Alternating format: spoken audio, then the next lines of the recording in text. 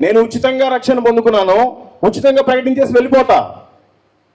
Pastor గారు 4 రోజుల క్రితం ఫోన్ చేశారు, అయ్యా ప్రతి సంవత్సరం ఒక అన్న భోజనాలు పెడతా ఉంటారు, మీరేం తింటారయ్యా అని. పచ్చిమిరపకాయలు పచ్చడి దంచండి పాస్టర్ గారు అని చెప్పాను. కొంతమంది పాస్టర్లకి గిట్టు, నాకు చికెన్ కావాలి, మటన్ కావాలి, కారు కావాలి, రూమ్ కావాలి, కానుకలు వీళ్ళు చెప్పారు, డైరెక్ట్గా ఒక పిఏ తోటి చెప్పేస్తారు. ఆ తర్వాత ఆయన పోయే వరకు డోర్ అమ్మంటే 20 మంది 30 మంది మూగుతారు. యేసుప్రభుతో పాటు అట్నే మూగారా? యేసుప్రభు అట్నే హోటల్లో ఉన్నాడా?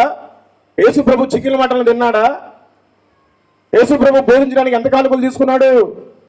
మరి ఆయన మాదిరికరంగా చూసుకోవాలి కదా. మనం ఎవరిని మాదిరిగా చూసుకుంటున్నాం?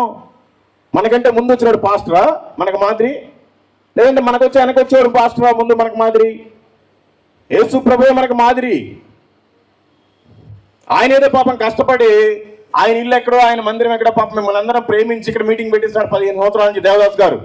ఆయన దగ్గరికి వచ్చి నాకు పలానా కూర కావాలి, పలానా రూమ్ కావాలి, పలానా కానుక కావాలి, సిగ్గనిపిస్తుందండి క్రైస్తవులకి. ఆయన వంతు ఆయన ఇక్కడ చేస్తున్నాడు, మనం ఎందుకు కానుక తీసుకోవాలి? నాకు రీసెంట్గా తెలిసింది, పాస్టర్స్ మీటింగ్కి వెళ్తే పాస్టర్స్ అంట మీటింగ్కి వస్తే వాళ్ళు డబ్బుల కోసమే వస్తారంట, తిండి కోసం, డబ్బుల కోసం. సిగ్గుండాలండి. నన్ను ఎవరు తప్పుగా అనుకోబాక, నేను ఇలాగే మాట్లాడతాను.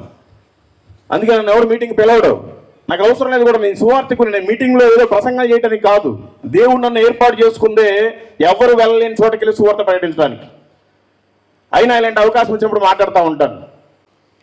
కొంతమంది ఉంటారు యూట్యూబ్లో మంచి మంచి ప్రసంగాలు చేస్తారు, ఇతనికంటే ముందు ఫోన్పే గూగుల్ పే వెళ్ళిపోతూ ఉంటుంది, వాక్యం తర్వాత లేట్గా వెళ్తుంటుంది. స్క్రీన్ స్టార్ట్ అయిందంటే చాలు గూగుల్ పే, ఫోన్పే, అకౌంట్ నెంబర్లు. ఎవరికి మాదిరికరం అది? ఏం చేస్తావా డబ్బులతోటి?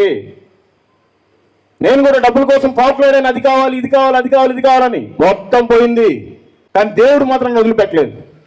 తెలుసుకోండి మనం కూడా ఎలా ఉన్నాం అనేది.